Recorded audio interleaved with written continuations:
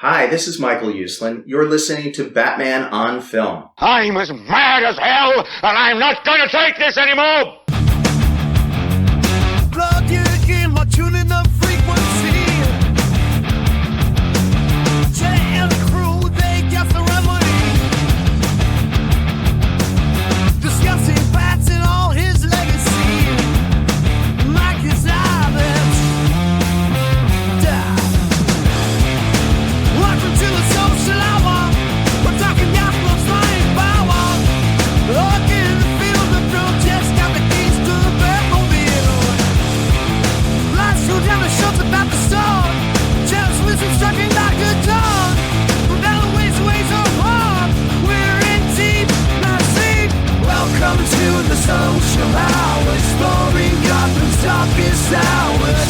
Tune in, feel the charge. Jett's at the helm with going large.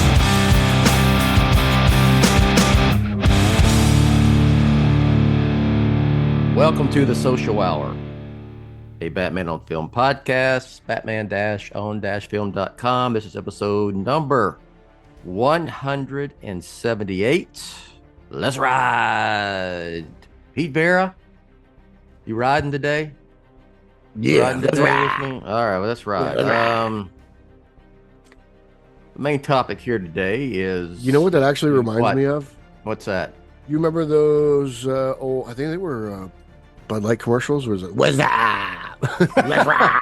What's That was up? Bud. What? Yeah, that was an annoying... That was a thing for like a That year was and a half. like a guy's cultural phenomenon, annoying as hell, because everyone started, what's up? You know, it was just... Especially around my age. Like, we were young and stupid, Yeah. so of course we were doing Did that emerge? Was that originally from a Super Bowl commercial? Is that where that started? it was a beer commercial. I imagine, yeah, I guess it was. I don't know when I first saw it, but if it was, I would imagine that would have to be the It might Super have been. Bowl. I don't, yeah. That's how things used to go viral before the... I'm not going to be able to do Or Let's hashtags. Ride anymore, because now I'm going to think about what's up. Every I time. mean, nobody does it anymore, really. Like, every once in a while, someone will bring it up. But, like, there was a point in time where, like, you answered the phone. And that's all anybody said. Oh, gosh. That's funny. Wada. God. Oh, my gosh. That's going to be in my head now. Well, There you go. maybe this will bring it back, you know? It'll bring Here we it go. back. Let's see if we can rein you Um, back in here. Well, we're going to talk about episode 2 of The Penguin. This is the main topic on this here podcast. But I got to bring something up here because this is Okay. Batman. I looked at a lot of press that Matt Reeves did for The Penguin. Mhm. Um, It looks like he lost weight. he revealed, I don't want to say a lot, but he did talk quite a bit about the sequel, you know, the Batman Part 2, or the next chapter, whatever way you want to look at it. Mhm. Of how, you know, in the Batman, things were very black and white for Batman, you know, good, bad, I do this, I fight these people. Right, And it's yeah. going to be more like much more of a gray area in Part 2, with face some new challenges of what he has to deal with in Gotham, you know. Maybe the bad Sounds like fanboys guys are pissed off. the bad guys may not always be that easy to determine, you know. So just some interesting stuff there. And then with this success of The Penguin, you know, 5.3 million viewers, what was it, first 5 days, Yeah. something like that. I mean, it was up there with like The Last of Us and some of these White Lotus and some of these big shows that they've had, big huge successes they've had on HBO. Also, yeah. Viewership of the Batman on Max increased 3.5%. Well, this is going to be right up my alley here, because I did see that. I am working on a little op-ed. This will be kind of a, you know, this will be like a Is this a banging of the drum? special. No, not really banging the drum, but I'm being Nostradamus here. Okay. All right. All right. All right. So this is a little tease, little insight for those who listen to the podcast. We haven't had Batmania since Dark Knight. Correct? Yeah. Yeah. Okay. So you had it around season 1 of the 60s TV show. You had it in 89. Even though some people disagree for some reason. Well, they're freaking idiots. With Batman, the release of Batman in 1989, and then the Dark Knight. So you've had Batmania 1, 2, and 3. We have not had that since. We had a small Batmania, I felt, in 95. Or was it Bat Buzz, if you want to call it? I think there was I would say Bat Buzz left an impression. It was, with Forever, because people forget Forever was a big hit. There was a little cultural buzz around the release of Batman Forever. Things are different than it was like the first time back. Yeah. But no, I would it's only not, 2 years. I can't put it in the Batmania category because it just wasn't that big, even though it was a big success. Okay. You can't just give everything Batmania. Are we on the precipice, Pete, of Batmania 4 with the Batman Part 2? We won't know until the second movie. Well, I know, but are we? Because I'm saying, you just mentioned, I think we have some things feeding off each other here. Yeah. I think the Penguin success shows a lot of interest in the Batman. People who watch and like the Batman and have HBO or have Max are going to watch the Penguin. Mm-hmm. And yes, I think also a lot of people. I think many people, even though the Batman was a hit, anyone who says otherwise is just not wanting to admit that. That's just the bottom line. They want to make an excuse. Are you speaking directly to Justin? It made almost $800 million worldwide, and this is in a challenging time. It was coming off the pandemic. It was the first Warner Brothers movie that didn't have a direct. Things were just starting to get back to normal. A coinciding release. I was able to fly to Texas for it. It was released at a time when you usually didn't get Batman, and we're used to Batman movies in the summer. This was like the very beginning of March, and whatnot. It was just, and it still did very well, and it had legs. And I also think people picked, a lot of people who maybe didn't see it in the theater saw it either Blu-ray or video on demand or on Max or whatever, streaming somehow. And so probably some of those have jumped in. They're going to watch the Penguin because they watch the Batman. They want to see the story continuing. I think there's a reverse also going on here that you just brought up. I was going to mention that, viewership of the Batman is increased a little bit, I think people tune into HBO to watch these prestige series. Yes. And there's great stuff, True Detective, which I've tried to tell you to watch. And I was trying to explain to you about it. True Detective, Boardwalk Empire, The Sopranos. I mean, and not just these, gangster shows or crime shows. There's, this White Lotus is a big hit. And there's other stuff that's a big hit on Max. And I like Oz personally. I love that show from back in the day. Yeah. And so I would say there are people who are discovering the Batman universe through the Penguin, who have retroactively gone back and said, well, I need to watch the Batman. Yeah, I mean, it's always the first thing that pops up after the Penguin ends. Like, you might like this. It's always the Batman. So I imagine some people click on over. And so I suggest that it is possible that based on all of these things, the people who watch the Batman and who continue to watch the Penguin, and the people who watch the Penguin and went back and have went and discovered that Batman is going to boost the box office and the number of eyeballs in cinemas who go see part 2 here in 2026. Whether does it get to Batmania? I don't know, because that takes more than that's more than just box office. It has to be, straight up cultural phenomenon. You've got to have, there's a lot that goes around with it being Batmania. It's not just making $1 billion at the box office, Mm-hmm.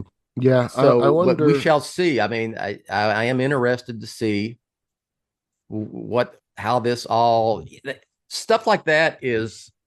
That's happenstance. That's organic. It's just you can't make it. You can't force it. You can't force that kind of stuff to happen. And I wonder what helps a Batmania move along really is merchandise, and not necessarily like just T-shirts and stuff, but like McDonald's, right? And that was a thing with Batman Returns. I don't know if some of Matt Reeves' designs. Yeah, but you didn't have that kind of. You didn't have the sort of that kind of stuff with the Dark Knight either. No, you didn't. I'm just saying it might be a problem for them. I don't know if Matt Reeves the Joker is as appealing on certain things like that. There was a lot of that. I think it's more than just. We had merchandise with the Batman. You got to sell it to kids too, and this isn't. I'd be really honest. This isn't exactly kid friendly. No, but it's. But like we said earlier, Dark Knight was neither, and that was the Dark Knight. Dark Knight was a viral sensation, really. That was it was the first of its kind, which made it very special. The pixel by pixel release of the first image. I mean, that's what I'm saying. There's more to than just the box office success. It has to be, but it's got to be perfect for that time frame. It has to get into the fabric of. Because now you would do it through things like Instagram and TikTok and social influencers. That would be a way to kind of hype up and go viral. We'll see. Yeah, it's a different era, so I'm not really sure how you would do it. I think there's going to be another Batmania. There's going to be Batmania 4 at some point. Yeah, whether it's with the Batman Part 2 combined with the Penguin combined with the Batman. We shall see. But each Batmania has been very different too, how they've kind of gone about it, because you said they have each been organic and just kind of grown on their own, but they've all been very specific to their time frame as well. I mean, Batmania in '89 was basically because of the logo. I mean, I'm serious. It was just everywhere. And it just, it wasn't really the merchandise and stuff. There was a lot of merchandise with it, which increased after Batman '89 with the other Batman movies. That's part of it is the legs it had, It's just that's what made it. It was bigger than the movie. It was just it's got to be something that people have to see and they talk about. And let's not, obviously, Heath's death also was a huge part of what created that in 2008. That's not drawing a lot of people. That's fair and still part of the organic nature of the whole thing. Yeah. And that's what makes that one unique in itself. So you've got, the Penguin ends with huge numbers. These numbers stay. And like the finale is this big, juggernaut of an episode that lots of people watch and it's getting reported in the media for the next 2 years, year and a half, 2 years. There's gonna be people talking about, okay, what's going to happen next?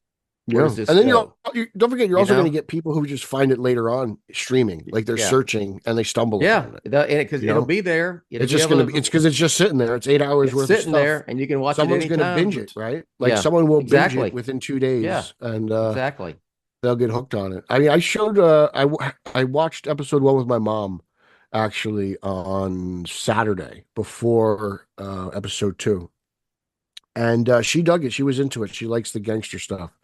Okay. She's a big mob fan, so she was really into it, and she's kind of hooked. And she watched episode 2, and she liked episode 2. So, it's a lot of people are liking it. I asked people on Facebook who was watching it. I got a bunch of responses, non-fanboy. So some people, people are tuning in, It's getting good word of mouth. And there's a lot. you're right. A People lot of will people just like find it. gangster television. To be honest with you, a lot of people like mob stuff. It's gonna sit there, and people will find it, and they'll watch it, and then they'll go, okay, I mean, I need to go out back and watch the Batman. Well, and then it's like, you know, you're like, oh, I like this episode. Let me watch the next one. Let me watch the next one. Then it's like, okay, you watch The Office. That's how it works. I got to go see the Batman Part 2 when it comes out. I think something could happen. I'm not saying Batmania is hard to happen. It's like, I mean, it's organic. It's just happening. Can't force it, just like you can't force a shared universe to be successful. Cough, cough. So what about a solo character universe? What about that? What about a solo character universe? Okay, well, this is what I'm talking about. This is something different that hasn't been done. There's not having a comic. You haven't had a comic book superhero character have its own universe, and like we've already had comics. We have a streaming series on HBO. Or stream on Max, cable, whatever, how you want to look at it. Like, I'm trying to think of anything really comic book related to compare this to, and the only thing I could even come up with was Falcon and Winter Soldier continued what Captain America was from movies to television. But again, like, that was incorporated a lot more of both universes. But that's the only thing. Like, I don't think any other MCU show really kind of. No, it was WandaVision was a continuous. I guess WandaVision bled into whatever Agatha is. I'm just trying to think out loud of things they've done. But for movie to TV, I think the only thing you compare it to is Falcon and Winter Soldier.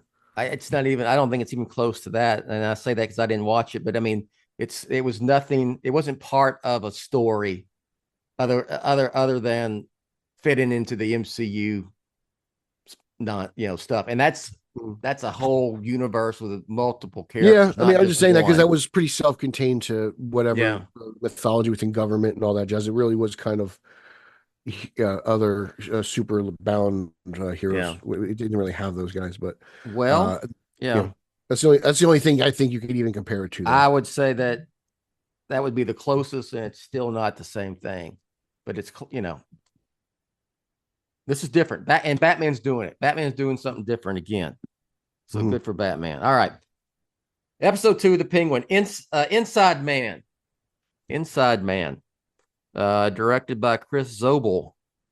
And written by Lauren LaFranc. And made his debut September 29th, 2024. And you got Max. You can watch it anytime you want to. And it's. Yep. I've already watched it twice. Replaying on HBO as well.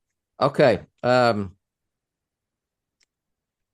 you like this one as much as the first, or equally, or more, or a little drop, or what? No, where are we at here? I liked the first episode more, but this one was really good. I think this one ended with just as good of a bang as the last one. Yeah. I thought this one started off a little slow in the first half hour, but I thought the second half hour was really pedal to the metal. I've seen some criticism about Oswald just being lucky and not necessarily being good. Well, sometimes it takes. I think he's making his own luck. Good. I think I'm with you. But again, I think he's really quick to adapt and really quick to adjust on his feet. I do think Victor might be a liability now. I think we've seen Victor kind of stumble here. And even Ozzy's kind of questioned it. He's given him a second chance. But everything that Oz is doing with the Maronis is great. Sophia, the stuff with Sophia in the beginning actually plays out better a second watch because then you kind of know what's happening. I noticed the doctor was in the background. The things with the red light make a little bit more sense because you see it.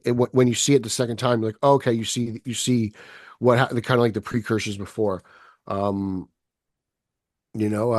like it's very interesting. I like how Oz has dirt on everyone. And he's just lying out of both sides of his mouth to everybody. It's fun. Yeah. This is Penguin. Penguin, he's the top dog because he takes advantage of whatever situation he bring that's in front of him. Like he said in the show, whatever Alberto gave me, I got done. It's not going to be pretty. The plan's not going to work. And he's just going to have to figure it out. And you know what?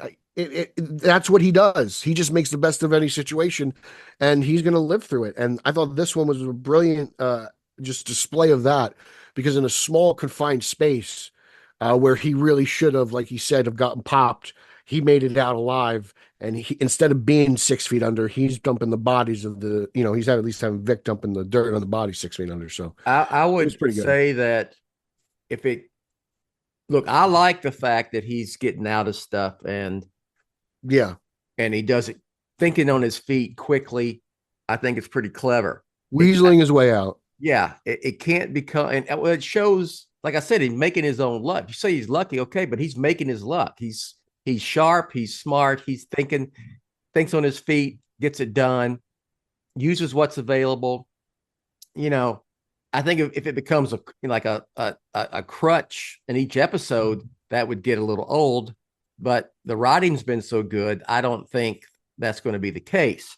You talk about the doctor and Sophia. It starts out, Sophia is seeing a psychiatrist because she's batshit crazy, pun intended. Okay? I mean, she's a very hungry woman. I mean, we know more about her.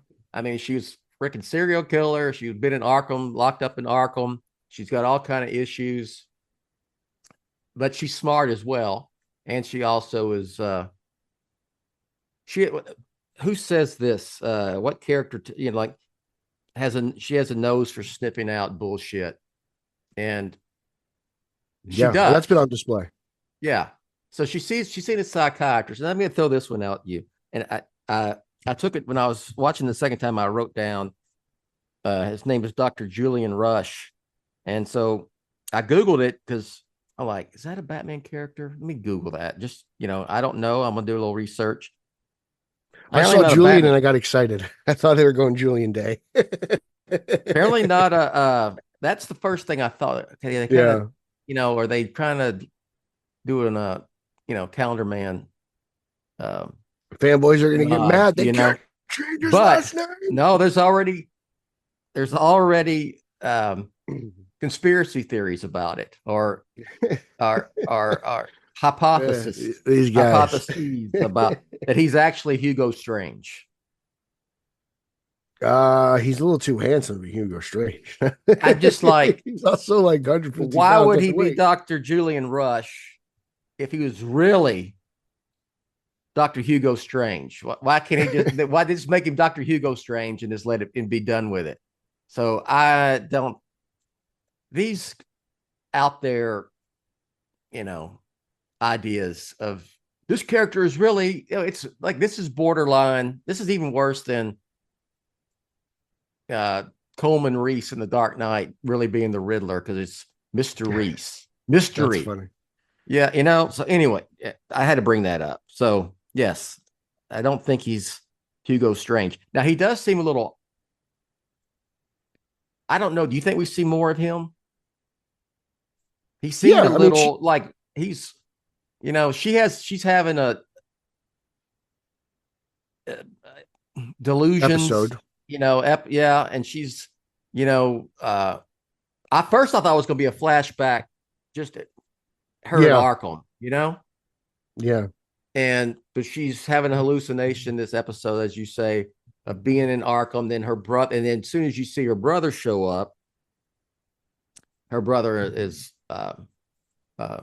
Alberto, because then I thought, oh, okay, well, we're going to get more of him in flashbacks and whatnot, because he's a solid actor, and he gets whacked. He gets whacked right off the bat. In episode 1.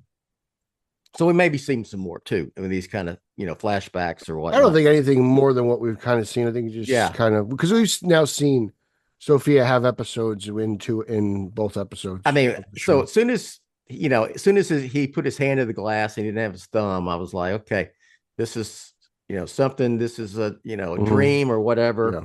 And she's having this big meltdown, and he's trying to calm her down, but it just seemed a little odd, but whatever. So I don't know if there's going to be anything more to Dr. Julian Rush or not, but yeah, she's got some serious issues. And so the main plot is essentially he's still trying to play the Maronis. He's still playing the Falcones at the same time, playing that, because he's got ulterior motives. But apparently him giving the ring to Sal in episode 1 has bought him a little goodwill. Yeah. And I'll use that term lightly here with the Maronis, with Sal, because he goes back to Blackgate and he's concocted a scheme to, I guess they're still in the drops, right? Yes, they're still drops is what makes this thing move. He's using drops, or at least a new product. He sold Maroni on the new product that Alberto was bringing in, and that's kind of what's bought him some time, as well as the information he's able to provide on Maroni's about the Falcones operations. Yeah, so he's going to lead it, and he has his entire plan. I thought this was one of the best parts of this episode was, that they're going to move the drops, move the Falcone drops to steel in FEMA vans and pretend, and they're in FEMA containers and they're going to ambush it and people are going to get killed and he had played both of them. And then there's always something happens like this one. Johnny Vitti tells him, you're riding in the main car. This is your deal. You're going to be, you're going to be part of it, the main thing. And so you already see him thinking, okay, how, you see the wheel spinning, like, how am I going to get out of this? Because he knows what's coming, I love the tension between Vitti and Penguin. And I got to say, I think it's great. Shout out to all the fanboys. He also got called Penguin in the second episode, so no one has to worry about it. He did. Yeah. Hey, Penguin. In fact, Penguin actually is a derogatory term. He probably doesn't like being called Penguin. Yeah. Because, coming from Vitti, which he hates. So maybe, that's probably why he hasn't embraced it yet. But they called him Penguin in the second episode. So everyone can calm down.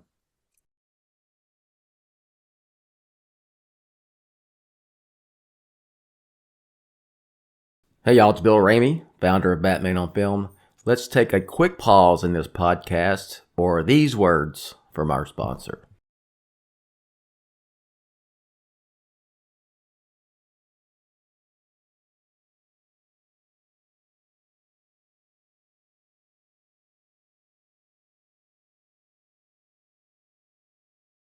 So he gets out of this one because the Maroni men come and the ambush takes place. And then he's lucky. Well, he's lucky to get shot, but then he's got to go, okay, I got to kill these sumbitches. I can't have them know that I'm part of it. So he has to kill Falcone men and Maroni men. My thing is, to be honest, my only gripe with Oz is he should have killed what's his name in the truck before he left. Yeah. That was his biggest mistake, is he left that one guy alive. I guess unless he left him alive to carry the drops, but later on we see him and he doesn't look like he's in any condition to carry 10 pounds worth of product, much less the amount of weight they had in those FEMA containers. So Ozzy should have popped him as well, but I thought that was brilliant because, again, he played Sophia's bodyguard earlier in the show. Hey, no hard feelings, blah, blah, blah. Like, I know you just put, some barbed wire to my armpit, but we're cool, right? So he's playing him there. And then it comes full circle because he saves him, which then, as Sophia walks in, she hears him at the big meeting post, right? Let's say they do post-game show at the Falcones. Everyone's screaming at each other. She walks into Oz getting credit for saving her guy. So she hears that as she walks in. And then she has her confrontation with her uncle and blah, blah, blah. But he's he's playing everyone even before he knows he's in trouble. So he's pretty brilliant because, it's kind of foreshadowing. Yeah, they're what's that guy's name? Carlo? Something, I can't remember what it is. The bodyguard. It begins with a C. Yeah. I can't remember. Just say, hold on. We'll call him Carlo for now. It'll change. Castillo. Castillo. Yeah. Yeah. So, Castillo. And then and that's why I said like second half of the episode really picks up, especially at the funeral home. Or the funeral procession or whatever it is. So he's got to go to the funeral for Alberto, and he gets a text, and speaking of episode, his mom's having an episode. We know that she has dementia and has. You ready for all the moments. Sopranos references now? Everyone's going to compare him to Tony because he went to go see his mother. Okay, go ahead. So by the way they do her, I mean, so he gets a call, and I guess he's not her. He ends up being her caretaker, the guy that calls him because he pays him to do it, to watch her. And we learn that Penguin is fluent in Spanish. Yes. Well, we should know that from the Batman, right? It's just reinforced here. Yeah. Nice nod to that scene in the Batman. So he's like, she's out there dressed up saying she'll be late for mass, and he brings her in, and there's a sweetness with his mother, he puts on the album and gets her to dance and kind of that calms her down. I want to take it back one scene because we're talking about mom. Yeah. But he's talking to Sophia and he's having a heart-to-heart with her, but he lies. And I want to know if he's telling bullshit the whole time because he's talking about his brothers and it feels really genuine. Yeah. Because there's something about Penguin's brothers. He lost his brothers at some point. We don't know why. I imagine he'll come out, but they've been a big factor. We've seen pictures of them throughout through both episodes. Yeah. Referenced. So something happened with the brothers, but then he tells that his mother's dead. Yeah. Yeah. So, which means Penguin's been playing him from the beginning because doesn't want anyone to think he has anybody close to him. So that's the other thing, which I think is brilliant. It's like Training Day when he says, "Hey kid, take the if you don't want anybody to know you're married." Moments like that those deep cuts are really cool. Yeah, he doesn't want anybody coming either side coming after his mother. But you see how much he cares about her because she's got dementia. He won't take her out of the house. Yeah, he's paying the landlord extra to take care of her, and it's just he's keeping this side of his life a secret, which is kind of fascinating. Mafia. Yeah. Yes, and it makes him late to the funeral. So but he still goes in, and then, so there's, bottom line is you got Luca Falcone is trying to, they're all the men are pushing Sophia out. Yeah. They don't want her to have any part of they think Sophia's trouble. Yeah. And she doesn't really do herself any favors doing what she does in the house, right? Yeah. That scene with the food, man, it's like she goes in there and all these people are looking at her and you can hear them, they're talking, and she gives them what they want. Yeah. And she just, picks up a big handful of pasta and just shoves it in her mouth and, and then wipes her face real daintily. And it's just, she's great. She's she's my type of broad because she's absolutely crazy and she's beautiful. She sounds like somebody I'd date. Yeah.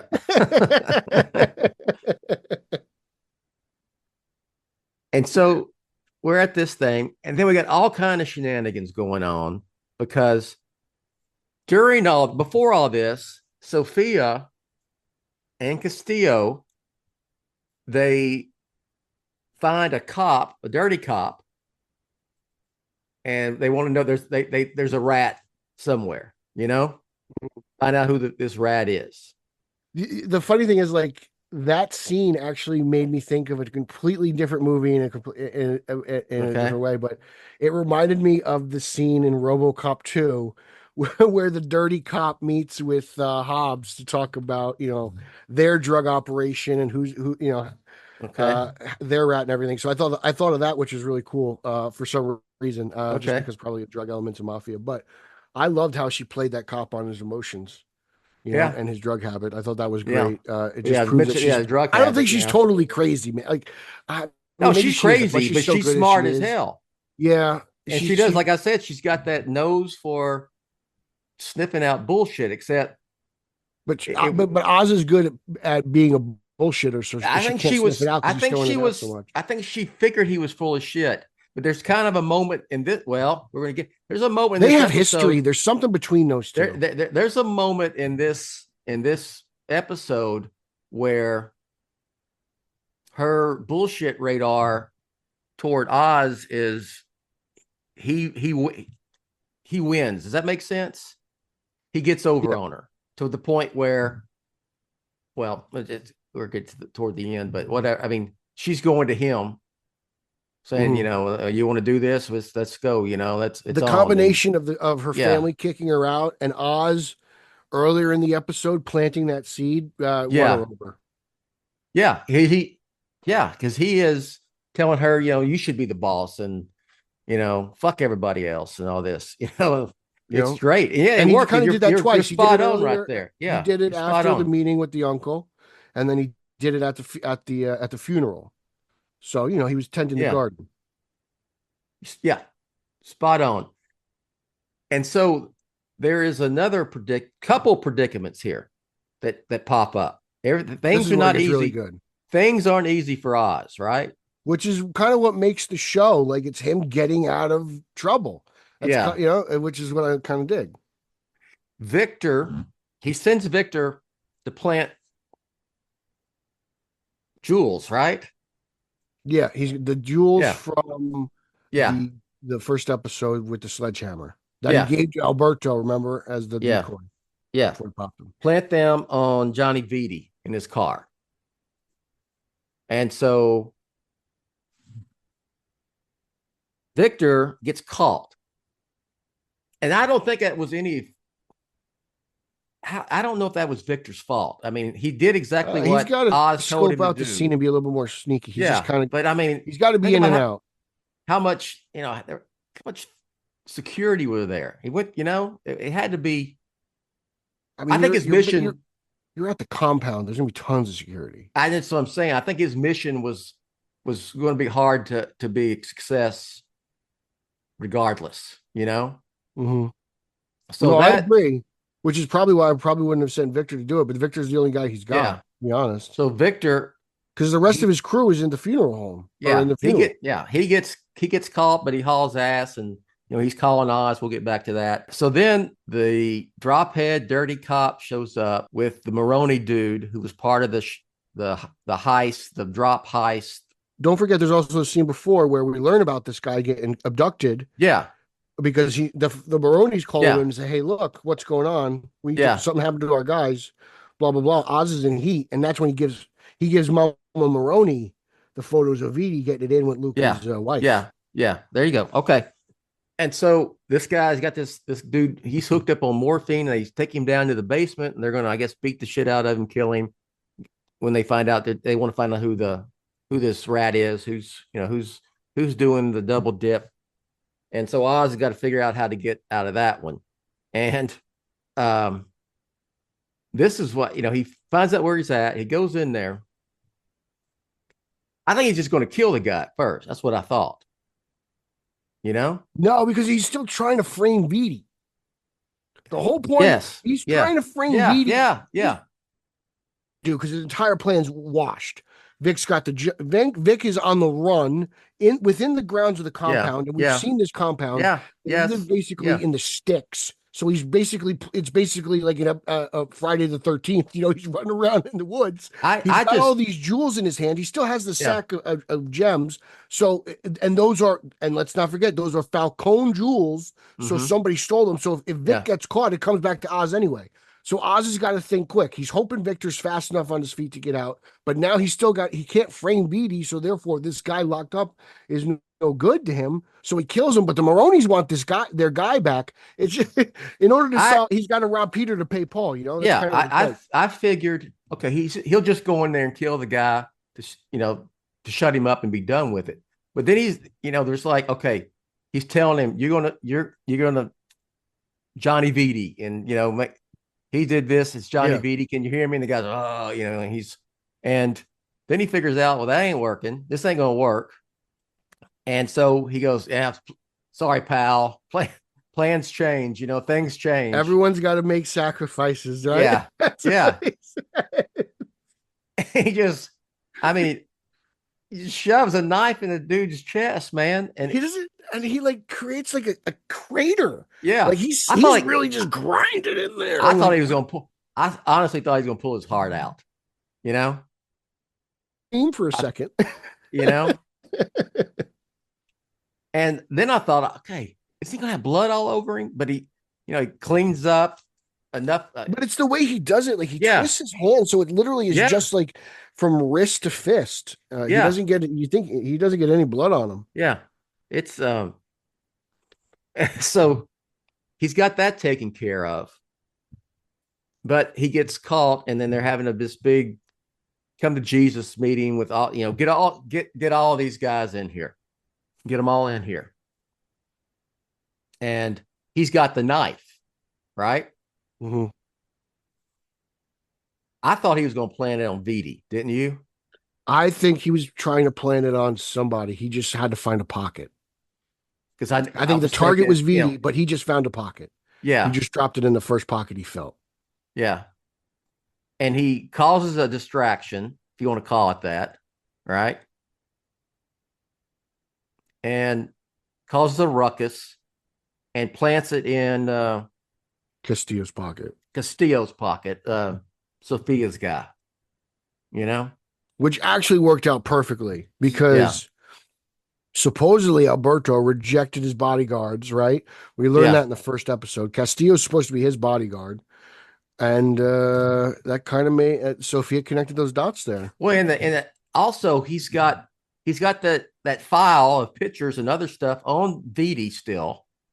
He's having an affair with no, he doesn't. Maroney's have the file of the Vidi photos. What? He didn't. Yeah, but he had that. He has that information still. Oh yes, he does. Yeah, that's what I'm saying. And he still has that. So there's more coming with Vidi. I thought, well, he's going to frame this son of a bitch with that knife, and maybe that's what he was trying to do. But with the ruckus that broke out, he planted it on Castillo. Yeah. And again, Sophia, it's better be lucky. Give me the gun. Give me the gun. She's going to kill him. And Luca Falcone, who I honestly call it a guy, he's a pussy. Earlier in the show, kills this poor bastard. Well, he's a mafia. He's not a good guy, but I mean, he was innocent of this, right? Yeah, for this instance. And so he gets out of that, and then he has a little. That's when he has the other conversation with Sophia, right? Because they're going to send her to Italy. Yes, he wants to send her to Italy to get her out of the way. Yeah, because she's causing trouble. The boss, yeah. So, what'd you think of them making Victor lay down in the grave? I thought he was going to kill Victor. Yeah, I thought then he was going to kill. I didn't think it was. You thought he was going to kill him at that point. I thought he's got to be too much of important of a character. He's like, did I see something in you? Did I make a mistake? So he's kind of questioning it now for the first time. I do agree with you. He was kind of given an impossible task, but at the same time, it's just kind of like, hey, this isn't going to be easy. So I don't know. I don't know how many times Victor could screw up until Penguin pops him, but we'll see what happens. What do you think is going on with Victor on the side? He's checking text. He's getting text from I think he's family. got like a girlfriend or somebody he cares about. Okay. Kind of like Penguin and keeps her secret. It's something to do with the flood as well. Mm-hmm. He's checking out those have you seen posters quite a bit when they see them. He might be looking for someone. He might have lost somebody within all the ruckus that went missing. I think there's something going to happen with all of this that's going to come up later. Because they make a direct reference to No Man's Land. They call that part of Gotham, which is in this version Crown Point. They literally said it's kind of a no man's land. So you can imagine it's all devastated down there. Yeah. Yeah, because we get a look at the dates when they're looking at it's 2022. It's still 2022. Yeah. It's right after the Batman, and it shows the dates where these, people have died, including Alberto. And so we're still just days after the Batman. So yeah, Gotham's still a mess. So, and then we've got some. We guess we have this. What do you want to call it?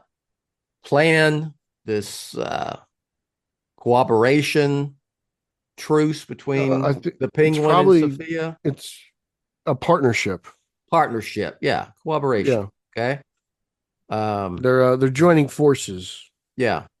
The enemy of my enemy is my friend. Isn't that kind of how it goes? Because there's some history there. Like she mentioned in the first episode, it seems like he was kind of the driving force that got her into Arkham.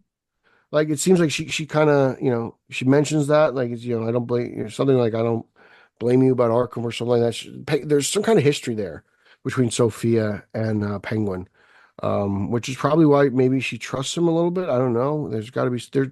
They haven't explained it really yet, but there's definitely history.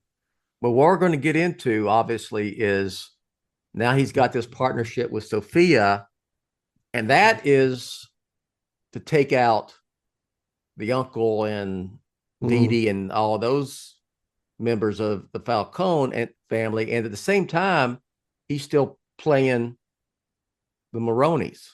Yeah, he's got to find out who this dirty cop is. This dirty cop might be a problem for him. Yeah. Because I can't right now. Obviously, Sal runs Blackgate, and but there's got to be somebody in there who knows this guy, right? Who could leak information to him or something. The Penguin is going to see Maroni so often. So we'll see.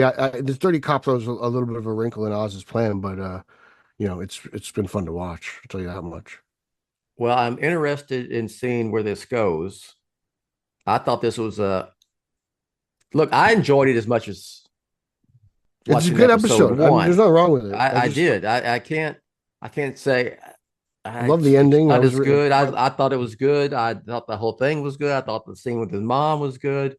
I'm hyped. I'm ready everything. for 3. Yeah. Yeah. Did you see that quick shot of Pattinson as Bruce Wayne at the funeral? No, I didn't. Was he there? No, I just said that. Get everybody fired up. It's like comicbookmovies.org is like Batman says Bruce Wayne cameos in Penguin season 2 or episode 2. There was a little bit of me during that going, what if he's in the background here somewhere? But no. I don't know if he would do that. He did not seem to be a fan of the Falcons. Even for public appearance. Yes, but like the only reason he went to the mayor's funeral is because he was there as Batman. They're trying to get information. True. That's true. Essentially. Another thing, do not put cilantro in any of Oz's food. He must not like Oz cilantro. Is funny. Huh? Oz What's is up funny. with that, man? I don't know. Shove a bar of soap in my fucking mouth, He doesn't like cilantro. I like cilantro. So all right. You think Penguin likes gumbo? Oh hell yeah! Look at him. Penguin's a 3-bowl gumbo guy, right? Oh, for sure. Yeah, he's a 3-bowl gumbo guy. Yeah. He's a seafood gumbo guy. Froze up on me again. I'm right here. Okay. You see me? I can hear you. I can see you, but you're frozen. Oh, whatever. I can hear you. Okay. Yeah. All right. Like I said, I liked it. I liked it as much as the first one. So I can't say, well, it's worse or anything like that. I just like it. I like the whole thing. I'm hooked. I want to see where this goes. We kind of sort of know where it ends up. The Penguin on top, but it's the getting there. It's really going to be interesting to. And it's been a great ride so far. Experience. Oh yeah, for sure. All right, man. And any final thought? You want to grade it? Look. It's the whole thing's been an A so far for me. So I'm not going to give it A. No, it's good. Yeah, no, it's great. Yeah, good stuff. I like the first episode more. I think it was probably just the hype and the excitement, maybe. But like I can't say this is a bad episode. I just. It was a little bit of a slow burn. I thought it took a little bit of a build up to get there, but still not bad. Good, compelling TV. I enjoyed it. He does have, he has friends, in the Lady of the Night business, if you will. Yes. They have to come in and play, especially the one that seems to be his kind of sort of girlfriend. Eve.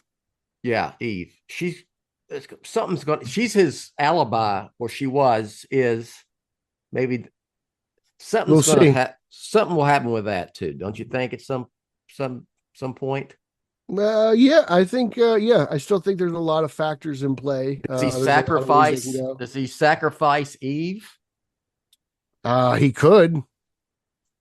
He probably will to save his own ass. We've seen That's that. what I'm saying. Yeah. It's like you. But she's important to his network. Remember that. No? Yeah. Do you find yourself? I mean, are you conflict? Do you have a conflict? Do you find yourself rooting for Oz, and then he does something despicable, and you go, that guy's still an asshole? It's just. I'm not rooting for him. I'm just kind of. It's kind of like an accident. Do you like him? Sitting there watching.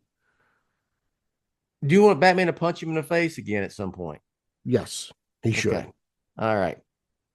I'm sure that will happen. All right, let's get out of here. Pete, if you'd like to do your plug deal. Yeah, you can follow me socially on social media at Pete Illustrated.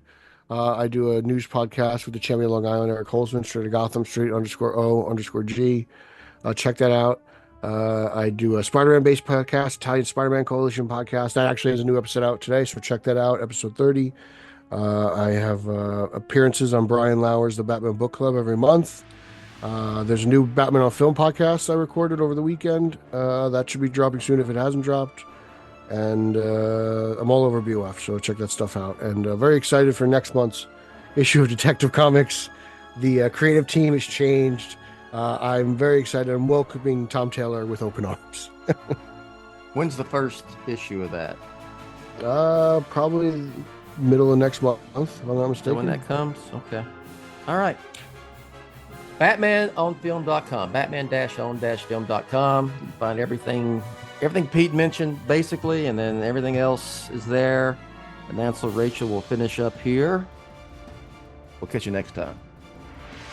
You have been listening to the BOF Social Hour, Jett's official podcast on Batman on Film. Follow BOF on Threads at The Batman on Film. Follow BOF on X, formerly known as Twitter, at Batman on Film. To help keep BOF up and running, go to patreon.com/BatmanOnFilm, or you can buy BOF a beer at buymeacoffee.com/TheRealBatmanOnFilm. For Jett and everyone at BOF, I'm announcer Rachel. Authoritative, definitive, the original, Batman on Film, founded in 1998.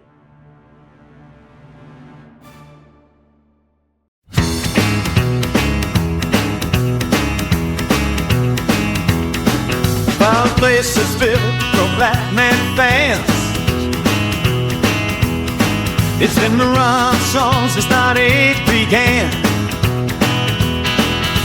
Roll with the news and all the reviews. It's the go-to place to take the Gotham blues. Got Cape and Cal on deep and high. Batman on film, so glad it's alive. Batman on film, you thrill us so. From Gotham City to the Batmobile roll. Batman on film, ever strong. Feels like home where we all belong. Lights out, we're seeing the latest flick. Nothing like the sight that gives us that kick. We keep it to bail, the icons we hail. Never miss a beat on the bats in the trail. Turn the page, let the journey begin. Batman been wearing that baby. Where we all been Batman on film. You thrill us so. From Gotham City to the Batmobile roll. Batman on film, living strong. Feels like home where we all belong.